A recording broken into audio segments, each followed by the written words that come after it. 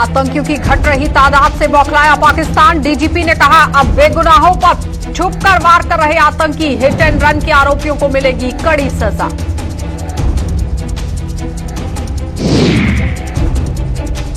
श्रीनगर के नूरबाग इलाके में मुठभेड़ के दौरान मौके से फरार हुए आतंकी, एक पिस्तौल और एक AK-47 राइफल की गई बरामद।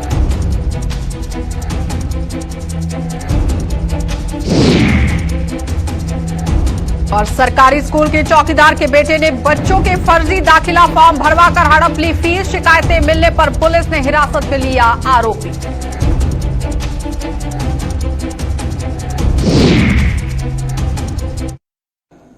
नमस्कार, बुलेटिन में आपका स्वागत है। मैं हूं आपके साथ आशा सरमाल। चलिए शुरुआत करते हैं बुलेटिन की। कश्मीर में इन दिनों बढ़ रहे हिट एंड रन मामलों को लेकर पुलिस ने आतंकियों की बौखलाहट करार दे दिया है। डीजीपी दिलबाग सिंह का कहना है कि कश्मीर में आतंकियों की तादाद कम होने और खासतौर पर आतंकियों की बड़ी लीडरशिप और आतंक के संसाधनों के खत्म होने से पाकिस्तान के टुकड़ों पर पलने वाले आतंकी अब बेगुनाहों को कत्ल करने से यहां बाज नहीं आ रहे हैं। कुपवाड़ा में आज पत्रकारों के सवालों के जवाब में डीजीपी ने कहा कि कोई भी मजहब इसकी इजाजत नहीं देता कि इन आतंकियों को सख्त से सख्त सजा के लिए या पूरी तरह से तैयार रहना होगा। उन्होंने यह भी बताया कि सोपोर और बांडीपुरा को छोड़कर कश्मीर में कई जिलों में मौजूदा समय में कोई भी आतंकी सक्रिय नहीं है। इससे पहले डीजीपी ने पिछले रविवार को श्रीनगर में आतंकियों द्वारा शहीद किए गए सब इंस्पेक्टर अरशद अशरफ मीर के आवास पर पहुंचकर उनके परिजनों को भी तसल्ली दी। बहुत सारे कामयाब जो ऑपरेशन काउंटर टेररिज्म के हुए हैं, टेररिस्ट की तादाद कम हुई है। इनकी बहुत बड़ी टेरर स्ट्रक्चर जो है उसको दस्तो नबूद किया गया है। इनकी बहुत सारी लीडरशिप जो उसको ख़त्म किया गया है। ये उस बुखलाहट का नतीजा है कि पाकिस्तान नवाज फोर्सेस और ये पहाड़ी के जो दहशतगर्द हैं, ये इस वक्त भी इस तरह की कार्रवाइयाँ बेगुनाह लोगों को कत्ल करके, कल भी एक साथी हमारा शहीद हुआ, बिल्कुल एक आम क्लास 4 लेवल पे काम करने वाला जवान जो अपने बाल बच्चे को लेकर के जहाँ बैठा था, एक बाहर के दूसरी रियासत के मजदूरी के काम करने वाले को कल मारा। मुझे बताइए कौन सा मजहब और कौन सा अकीदा इसकी इजाज़त देता है? इनको न सिर्फ जहाँ पर सख्त से सख्त सजा दी जाएगी बल्कि इनको आने वाले वक्त में ऊपर भी सजा मिलेगी। इसके लिए हम मुकम्मल कार्रवाई करते रहेंगे। और मैं फिर से बताता हूँ कि अमन का माहौल पहले से अच्छा हो रहा है। अमन की विरोधी ताकतों को ये माहौल पसंद नहीं है, इसलिए इस तरह की कार्रवाइयाँ होती हैं। कोई भी लोकल टेररिस्ट आज की तारीख में नहीं है। बारामूला जिले में कोई भी टेररिस्ट इस वक्त एक्टिव नहीं है। सोपुर जिले में कोई भी टेररिस्ट इस वक्त एक्टिव नहीं है। हो सकता है इधर उधर से कोई एक्टिविटी हो रही हो। तो नॉर्थ कश्मीर में अगर आप देखेंगे तो बांडीपुर सुंबल के एरिया को छोड़ करके गांदरबल में भी कोई टेररिस्ट इस वक्त एक्टिव नहीं है। तो ये सोपोर और बांडीपुर की बेल्ट को छोड़ करके सब एरियाज में पहले से हालात बेहतर है। हमारी कोशिश है कि हालात और अच्छे हो।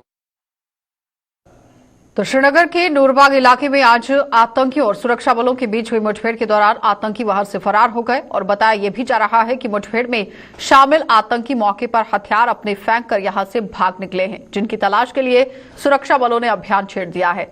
दरअसल सीआरपीएफ और पुलिस के जवानों की ओर से 2 से 3 आतंकियों की मौजूदगी की सूचना के आधार पर नूरबाग में संयुक्त तलाशी अभियान चलाया गया था और आतंकियों ने जैसे ही सुरक्षा बलों को अपनी ओर आता देखा, उन्होंने फायरिंग शुरू कर दी। पुलिस और सीआरपीएफ ने भी जवाबी फायर किए, लेकिन कुछ भी समय के बाद आप देखिए किस तरह से हालात बने और सामने से यह फायर रुक गया।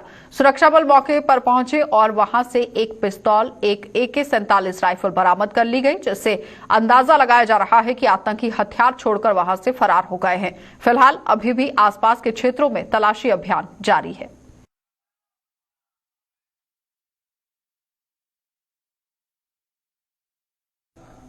तो आरएसपुरा की बॉयज हाई सेकेंडरी स्कूल में एक बड़ा घोटाला सामने आया है। स्कूल में तैनात एक चौकीदार के बेटे ने 12वीं कक्षा में दाखिला लेने वाले करीब 70 बच्चों की फीस हड़प कर उनका भविष्य दांव पर लगा दिया है। आरोपी की पहचान स्कूल के चौकीदार विजय कुमार के बेटे अजय कुमार के रूप में की गई, जिसे पुलिस ने शिकायत मिलने पर आज हिरासत में ले लिया। और अजय कुमार की ठगी का शिकार हुए बच्चों की माने तो उन्हें अब परीक्षाओं में नहीं बैठने दिया जा रहा और स्कूल प्रशासन भी इस पूरे मामले पर चुप्पी साधे हुए है। पीड़ित बच्चों को अब परीक्षाओं में नहीं बैठने दिया जा रहा है। अब सवाल यहां पर यह उठ रहा है कि आखिर अजय कुमार ने किस हैसियत से ये बच्चों के फॉर्म भरवाए और उनसे निर्धारित फीस से भी ज्यादा रकम वसूल ली। ਤੇ ਫੀਸ ਜਮ੍ਹਾਂ ਕਰਾਈ ਸੀ, ਫਾਰਮ ਭਰਿਆ 12th ਦਾ। ਇਹਨੇ ਸਰ ਫਾਰਮ ਨਹੀਂ ਭਰਿਆ, ਇਹਨੇ ਮੇਰੇ ਪੈਸੇ ਲੈ ਗਏ। ਤੇ ਅਜੇ ਸਿੰਘ ਜਿਹੜੇ ਇੱਥੇ ਆਪਣੀ ਪਾਪਾ ਦੀ ਜਗ੍ਹਾ ਕੰਮ ਕਰ ਰਹੇ ਨੇ, ਤੇ ਸਰ ਇਹਨੇ ਮੇਰੇ ਪੈਸੇ ਖਾ ਲਏ। ਬਾਕੀ ਇਹ ਪੇਪਰ 'ਚ ਬੈਠਾ ਦੇ ਨੇ ਤੇ ਇਹਨੇ ਸਾਡਾ ਕੰਮ ਨਹੀਂ ਕੀਤਾ। ਤੇ ਸਰ ਮੈਂ ਇਕੱਲਾ ਨਹੀਂ ਹੈ, 20-25 ਮੁੰਡੇ ਨੇ ਜਿਨ੍ਹਾਂ ਨੇ ਇਹਨੇ ਧੱਕਾ ਕੀਤਾ। ਸਰ ਇਹ ਅਜੇ ਕੰਨੇ ਆਪਣੇ ਟੀਚਰ ਸਾਰੇ ਨੇ। ਫਾਰਮ ਫੀਸ ਹੈ 1050 ਰੁਪਏ, ਇਹਨੇ 2-2000 ਲਿਆ ਸਾਡੇ ਕੋਲ ਸਰ। ਤੇ ਇਹਨੇ ਜਮਾ ਕਰਾਈ ਅੱਗੇ? नहीं सर, फॉर्म हूँ स्कूल तो पढ़ाए ना सर, साढ़े स्कूल ही फॉर्म पे देखो कि आया हूँ मैं कि उसका नाम आया, चल मानता हूँ कि स्कूल में नहीं आई होगी तो वहाँ पे तो होगी, वहाँ पे नाम ही नहीं सबमिट हुआ है। फीस भी ऊपर से वहाँ पे बोलता है कि 1010 रुपीज़ टोटली फीस है, और इन्होंने 1500 2-2000 फीस ली है। जम्मू कश्मीर प्रशासन पर जम्मू की आवाम खासतौर पर व्यापारियों की अनदेखी किए जाने का आरोप लगाते हुए ये chamber of commerce and industries ने जम्मू बंद करने का ऐलान कर दिया है। ये बंद 22 सितंबर बुधवार को किया जा रहा है, जिसके लिए चैम्बर को ट्रांसपोर्टरों और अन्य संगठनों ने पूरा समर्थन देने का वादा कर दिया। चैम्बर के प्रधान अरुण गुप्ता ने बताया कि विभिन्न बाजारों की एसोसिएशन और ट्रांसपोर्ट संगठन 22 सितंबर को जम्मू बंद के लिए अपना समर्थन दे चुके हैं। अरुण गुप्ता ने आज एक प्रेस कॉन्फ्रेंस के दौरान आरोप लगाया कि जम्मू के व्यापार को खत्म करने में कोई कसर नहीं छोड़ी जा रही और इस जम्मू बंद के बाद भी अगर प्रशासन न जागा तो अनिश्चितकालीन आंदोलन यहां पर शुरू कर दिया जा सकता है। और खास बात यहां पर यह रही कि चैम्बर ऑफ कॉमर्स के सदस्यों ने आज काली पट्टियां बांधकर जम्मू कश्मीर प्रशासन के प्रति अपने गुस्से का इजहार किया।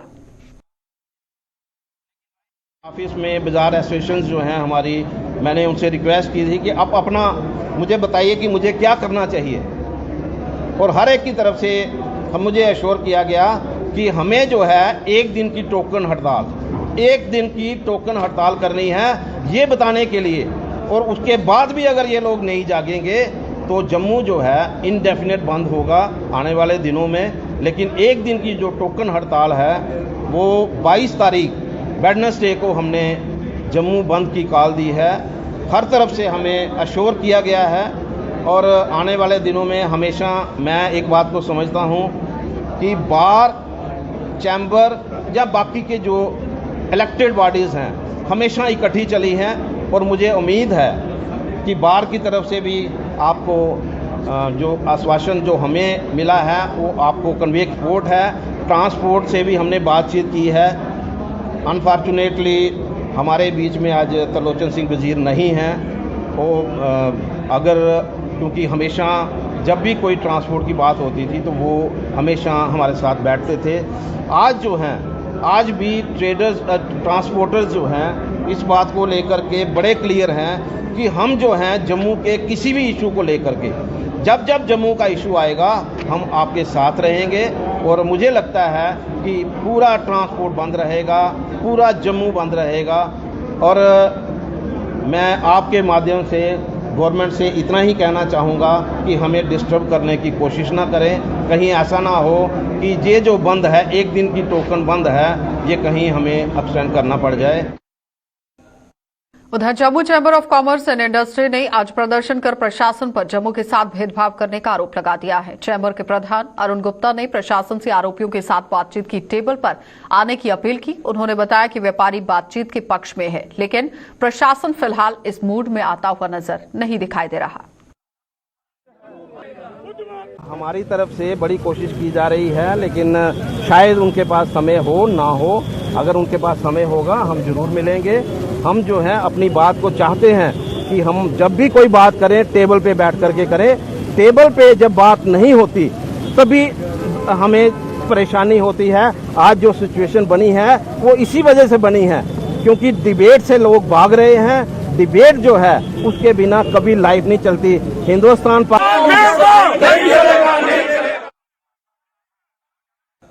कश्मीर घाटी में पुलिसकर्मी और आम लोगों को आतंकियों द्वारा निशाना बनाए जाने पर जम्मू से लेकर कश्मीर तक गम, गुस्सा और रोष अपने चरम पर पहुंच चुका है।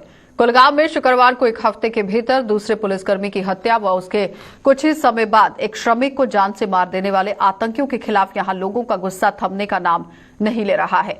शुक्रवार को आतंकी हमले में शहीद हुए पुलिस कांस्टेबल बंटू शर्मा का पार्थिव शरीर आज जैसे ही उनके आवास पर पहुंचा, उनके परिजनों के सब्र का बांध बिल्कुल टूट गया।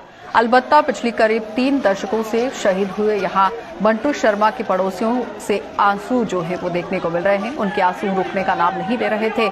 उनका यह भी कहना था कि आज इस हमसाये की वजह से यहाँ पर पूरा परिवार ये हक्का बक्का रह गया है और उनसे यहाँ बिछड़ गया है और इस घटना ने उन्हें अंदर से हिलाकर रख दिया है। वहीं शहीद बंटू शर्मा को आज पंचतत्व में विलीन कर दिया गया। उन्होंने हमारा एक गुलदस्ता जो था कश्मीर का पंडित मुस्लिम, हमारा एक ये सूफी संतों की वादी थी, उस वादी को तोड़ करने के लिए उन्होंने आज हमारे बंटू जी को, जो पुलिसकर्मी था, पंडित कम्युनिटी के साथ वाबस्ता था, उसको जो है आज उन्होंने शहीद कर दिया है। मैं इसको बुज़दिलाना कार्रवाई मानता हूँ और आने वाले दिनों में जिन्होंने ये किया है उनकी उल्टी गिनती शुरू हो गई है। बट इससे हमारे पंडित भाई डरेंगे नहीं। हमारे पूरे कश्मीर के 70 लाख मुसलमान पंडितों के साथ हैं, हम पंडितों के साथ हैं। देश के 135 करोड़ देशवासी इनके लौहकीन के साथ हैं। इससे हम डरने वाले नहीं हैं और न हमारे पंडित भाई डरेंगे। आज तक इनके साथ हमारा कैसा रिश्ता रहा, हम ये अल्लाह जानता और हम जानते हैं। बिल्कुल बहुत अच्छा रिश्ता रहा हमें इनके साथ। हमें काफ़ी दुख हुआ कि ये हमसे कल छिन गया। आज से 30 सालों में हमसायगिरी में कभी तू मैं नहीं हुआ। हम इनकी दुख सुख में काम आते थे, ये हमारे दुख सुख में काम आते थे। हमें काफ़ी दुख हुआ है, काफ़ी दुख है, हद से दुख हुआ है कि हमसे छिन गया। बिल्कुल ये हमारे प्रॉफिट मोहम्मद सल्लल्लाहु अलैहि वसल्लम का फ़र्ज़ है, इरशाद मुबारक है। उन्होंने ये फरमाया कि हमसाया का मतलब होता है एक दूसरे का साया। इनका साया हम पे था, हमारा साया इन पे था। हम पे ये हक बनता था, फर्ज बनता है अभी भी कि जब तक हम में जान है हम इनके काम आएंगे। और पेश आया है, ये हमारा पड़ोसी है, तो बहुत दुख हुआ है ये सुन के। तो ये हमारा नेक पड़ोसी था, 30 साल 40 साल से यहाँ था, तो हम इनके साथ उठते बैठते थे। ये हमारा नेक पड़ोसी था। हम कल से परेशान हो गए कि ये एपिसोड सुनकर जब हमने ये सुना है तो हमको बहुत दुख लगा है। तो ये बहुत अफसोसनाक खबर है। शादी थी वो भी तहस नहस हो गई। तो कल रात से जब ये सुना है तो हम परेशान हो गए। तो मेहमान भी आए थे, वो भी परेशान हो गए। तो इसलिए हम ये जो ये कल हादसा हुआ है इसकी बहुत मजम्मत करते हैं। उधर जम्मू में आज भारतीय जनता पार्टी के युवा मोर्चा ने जम्मू में प्रदर्शन कर कश्मीर में हिट एंड रन की नीति अपना चुके आतंकियों व उनके आका पाकिस्तान के खिलाफ जोरदार प्रदर्शन किया। युवा मोर्चा ने पीछे यहां पर पूरी तरह से आप देखिए किस तरह से वो धरना प्रदर्शन करते हुए नजर आ रहे हैं। युवा मोर्चा ने पीठ पीछे वार करने वाले आतंकियों को कायर करार देते हुए उन्हें चेतावनी दी है कि सुरक्षा बलों के हत्थे चढ़ने पर इन्हें यम यात्रा पर भेज दिया जाए। जो हमारा रोष प्रदर्शन था ये आतंकवादियों के खिलाफ और पाकिस्तान के खिलाफ है, जो आए दिन हमारे जानबाज सिपाहियों पे, जैसे कि आपने पिछले दिन अभी देखा होगा कि हमारा PSI हम JKP का श्री अरशद अहमद मीर साहब, उन पे भी कायरता पूर्वक से उन पे हमला किया गया, उन पे भी पीछे से वार किया गया। और आज हमारा एक कांस्टेबल श्री बंटू शर्मा जी, उन पे भी एक कायरता पूर्वक तरीके से उन पे हमला किया गया, निहत्थे पे वार किया गया। और ये जो लोग आतंकवादी आजकल इन्होंने एक नया ट्रेंड पकड़ा हुआ है कि हिट एंड रन का, वो जिस दिन भी हमारे भारतीय सेना के हाथ में आए और जहां हमारे पुलिस बल के हाथ में आए, उनका जो इंजाम होगा वो सिर्फ गोली होगा और उनको उसी दिन जम यात्रा के।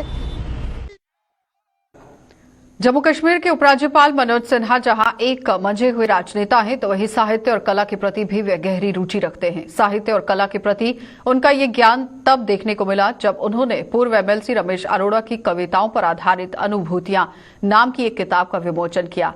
इस किताब का विमोचन करने के बाद उन्होंने न सिर्फ पूर्व MLC रमेश अरोड़ा की कविताओं के प्रति ज्ञान की तारीफों के पुल बांधे, बल्कि हिंदी कविता या फिर गजल के इतिहास के प्रति अपने ज्ञान को भी उजागर कर वहां मौजूद हर किसी को दांतों तले उंगलियां दबाने को मजबूर कर दिया।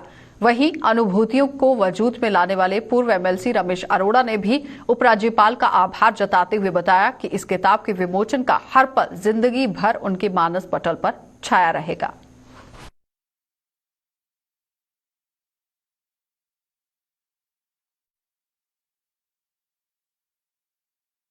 भारतेंद्र हरिश्चंद्र के युग के बाद जिस तरह से गीत, गजल, कविताएं और या छायावादी प्रयोग हो साहित्य का या प्रगतिवादी प्रयोग, सबका एक तालमेल बैठाने में अरोड़ा जी ने एक अद्भुत महारत हासिल किया।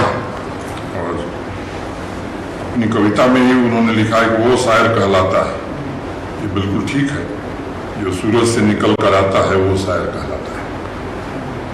सामान्य रूप से हिंदी में गजल लिखने की परंपरा दुष्यंत कुमार ने शुरू की और इसमें से अनेक लोग उस दौर के लोग हैं जब देश में आपातकाल लगा था। तो मुझे लगता है कोई भी सामाजिक या राजनीतिक कार्यकर्ता ऐसा उन दिनों नहीं था जो दुष्यंत कुमार की 2-4 पंक्तियां किसी सभा में उद्धृत नहीं करता था। मैं फिर से एक बार अरोड़ा जी हृदय से कुल मिला के मुझे लगता है कि ये यूनिक जीवन का एक ऐसा पल रहेगा कि पहली बार ऐसा हुआ कि गवर्नर साहब का टेम्परामेंट सोच भी देखने को मिली। उन्होंने पूरी किताब को स्टडी करके उसमें नोट निकाल के और फिर अपनी बात रखी। छोटी बात नहीं थी, उन्होंने पूरे मन से जो लिखा था उसकी प्रशंसा की, क्योंकि मैंने जो वास्तव में अनुभव जीवन के आधार पर जो अनुभूतियां आई उसको तो जम्मू सूबे के प्रचार प्रसार के लिए श्री माता वैष्णो देवी यूनिवर्सिटी द्वारा आज 1 दिवसीय ऑनलाइन वर्कशॉप का आयोजन किया गया। यूनिवर्सिटी के फैकल्टी डिपार्टमेंट सेंटर द्वारा आयोजित इस वर्कशॉप में डोगरा और गुज्जर समाज के सांस्कृतिक मूल्यों को उजागर कर इनकी विरासत पर चर्चा की गई।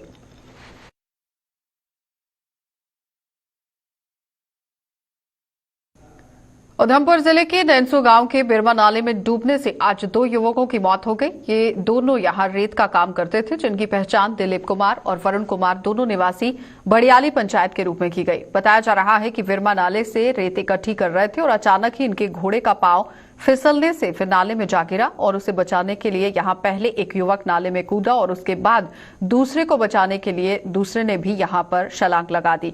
दोनों ही गहरे नाले में यहां पर बह गए और जिसके बाद वहां मौजूद अन्य लोगों ने पुलिस को सूचित किया, जिससे एसडीआरएफ की मदद से अभियान चलाकर दोनों के शवों को नाले से बाहर निकाला गया।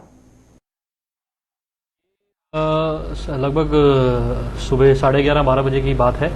हमें इस तरह इन्फॉर्मेशन आई उधमपुर पुलिस को कि जो 2 व्यक्ति हैं वो एक बिरमा जो नाला है वहाँ डूबने का हादसा पेश आया है। वहाँ हमें जब इन्फॉर्मेशन मिली तो हमारी टीम जो है वो मौके पे पहुँची। वहाँ एसडीआरएफ की टीम ने भी हमें ज्वाइन किया और लोकल्स के मदद से 2 बजे के करीब दोनों युवकों को निकाल लिया गया। वहाँ से उनकी बॉडीज निकाल ली गई हैं और वो हॉस्पिटल में शिफ्ट कर दी गई है। ये दोनों जो युवक थे ये कजन्स थे, सुनने में आ रहा है। एक की उम्र 30 साल थी, एक की 15 साल, दोनों बड़ाली के रहने वाले थे। इन दिनों सिलसिलेवार ढंग से जम्मू कश्मीर पहुंच रहे केंद्रीय मंत्रियों के इन दौरों पर कहीं खुशी और कहीं गम का माहौल देखा जा रहा है। कुछ लोग जहां पब्लिक आउटरीच प्रोग्राम के तहत केंद्रीय मंत्रियों के इन दौरों का बेहद यहां पूरी तरह से लाभ उठा रहे हैं, कारागार बता रहे हैं, तो वहीं कुछ ने इन्हें मात्र आई वॉश करार दे दिया है। मंत्रियों के दौरों पर डोडा के लोगों ने कुछ ऐसी प्रतिक्रियाएं दी हैं जिनसे साफ यहां जाहिर हो रहा है कि वे इस पर प्रक्रिया से पूरी तरह से खुश नजर नहीं आ रहे हैं। क्या कुछ कहना था इन लोगों का, देखिए। नहीं है, कहीं पे आना है रिबन काट के चले जाना है। जीरो कोई ग्राउंड लेवल पे कोई काम नहीं है, बिल्कुल। मतलब जो भी मंत्री आता है उसकी चाह यही होती है मैं रिबन काट के यहाँ से चला जाऊँ, बाकी कुछ नहीं है। यहाँ पे अस्पताल की हालत खस्ता हालत है, हमारी सड़कों की हालत खस्ता हालत है। गरीब से गरीब होता जा रहा है, रोजगार नहीं है, बेरोजगार है। लोग इतने टैक्स लगाए हुए हैं, गवर्नमेंट ने इतने टैक्स, पहले लोग काम नहीं है, इस कोरोना की वजह से बहुत मतलब लोग पीछे ही चले गए, आगे कोई नहीं आया है। ये सरकार जो है, सरकार के जो वादे हैं ये सारे खोखले वादे हैं, कुछ नहीं है यहाँ पे, ग्राउंड पे कुछ नहीं है। बिल्कुल मोदी जी का वादा है, हमने देश को आगे ले जाना है, तरक्की करनी है, लेकिन जैसा ये लग रहा है इस दौर में तो कहीं तरक्की नजर नहीं आ रही है। लोग बहुत गरीब हो रहे हैं, पिसे जा रहे हैं लोग, महंगाई है, बहुत महंगाई है। वो मंत्री हजरात भी आते हैं, एक एक ही सड़क को 3-3, 4-4 बार रिबन काटते हैं। अगर उनका यहाँ आने का मकसद ये था कि 370 के बाद जम्मू कश्मीर में कितना बदलाव आया है, तो अगर देखा जाएगा तो यहाँ पे जम्मू कश्मीर में जो बदलाव आया है वो ये आया है कि बेरोजगार जो है, बेरोजगारी बढ़ती रही है। यहाँ के अस्पतालों के अगर आप हालात देखें, अक्सर मीडिया में यहाँ का जो मेडिकल कॉलेज होता है नंबर 1 पे होता है, क्योंकि वहाँ पर डॉक्टरों की किल्लत है। यहाँ पे आप देखें कि मुलाजिम तबका जो है परेशान होता जा रहा है, बेरोजगार परेशान है, गलियां कहीं बंद नहीं रही हैं, सड़कों पे काम बंद पड़े हुए हैं, सड़कों की हालत खस्ता है। तो हमारी सरकार से यही उम्मीद है कि कम से कम अगर वो यहाँ पे आ रहे हैं और यहाँ से जो रिपोर्ट कार्ड ले रहे हैं वो सरकार तक पहुँचाएं, क्योंकि मोदी जी का नारा था सबका साथ सबका विश्वास।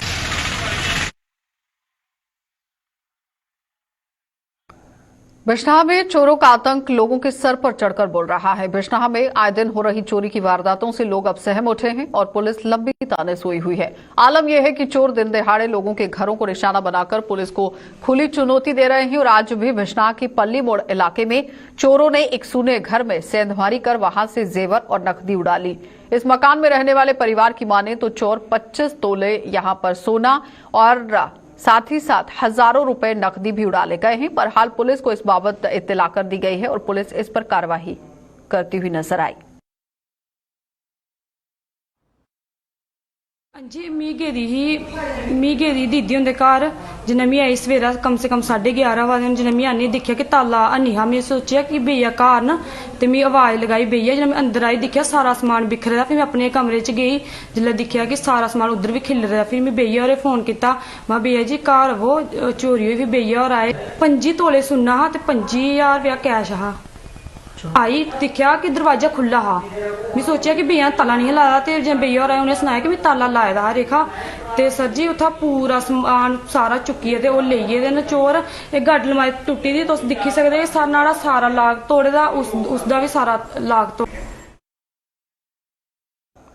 चलिए बुलेटिन में फिलहाल इतना ही। देश और दुनिया की खबरों के लिए आप बने रहिए हमारे साथ।